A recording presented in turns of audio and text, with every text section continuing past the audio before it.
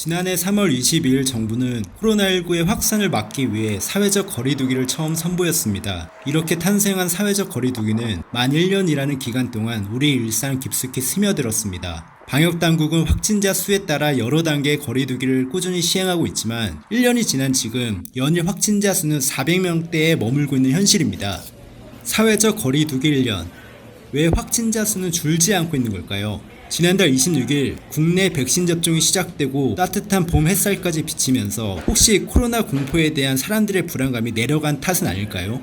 지난 21일 0시 기준 국내 백신 접종률은 1.3%에 불과하지만 많은 사람들이 코로나가 사라진 것처럼 방역에 대해 관대한 모습입니다. 고삐 풀린 방역.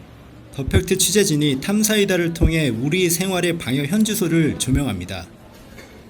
지난 19일 저녁 서울 마포구 홍대거리, 클럽과 주점 등 거리에는 불금을 즐기는 청춘들로 가득 붐빕니다. 곳곳에서 마스크를 벗고 흡연을 하며 대화하는 사람들이 쉽게 보입니다. 한 주점 내부를 들여다보니 테이블은 손님으로 가득 차고 거리두기 또한 지켜지지 않습니다. 영업 제한 시간인 밤 10시가 다가오자 홍대 거리와 전철역 인근은 인파로 가득 넘칩니다. 코로나 바이러스 확산 위험이 높은 실내 시설에도 많은 사람들의 발길이 이어졌습니다. 킨텍스 박람회를 찾은 이용객들은 거리두기를 잊은 채 쇼핑에 몰두합니다. 내부 인원 제한이 없는 것도 큰 문제입니다. 방역을 위해 비닐장갑이 제공되고 있지만 사용하고 버린 장갑은 관리가 되지 않고 통로에서 나뒹굴고 있습니다. 지난 주말 이케아 광명점은 코로나19 이전과 마찬가지로 주차장 진입부터 힘듭니다. 열쇠 얼마나 더 가야 돼요? 20분이요? 실내의 상품 소파에는 휴식 불가라는 문구가 쓰여 있지만 많은 이용객들이 소파에 앉아 시간을 보냅니다. 이용객이 쉴 새 없이 입장하는 푸드코트 입구에서 출입 명부를 확인하는 직원이 한 명뿐이라 QR코드 인증을 하지 않고 입장하는 고객들도 보입니다. 대부분 마스크를 벗고 있는 푸드코트에서 방역의 빈틈이 고스란히 드러나고 있습니다. 안 하고 여기로 다 들어가길래. 그러세요? 저희가 한 번 더 업무로 확인해서 그러니까 혼자서 일해서 그런지 많이 놓치고 있는 것 같아가지고. 거기서 소개할 때 있는데 기본적으로는 혼자서 하는 주말을 맞은 경기 과천시 서울대공원은 남녀노소 많은 사람들로 가득합니다.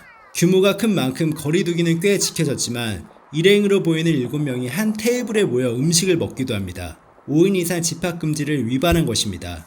최근 속초 찜질방에서 연쇄 감염이 잇따랐지만 취재진이 찾은 경기 화성시의 한 온천에서도 방역 빈틈을 쉽게 확인할 수 있었습니다.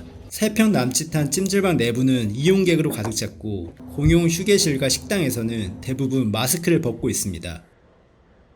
마스크 한 사람 안 쓰는 게 많다. 쪽에 가서 말씀하세요. 여기서는 제가 못 믿는 사람들이라고 말씀하시라고 어려워요.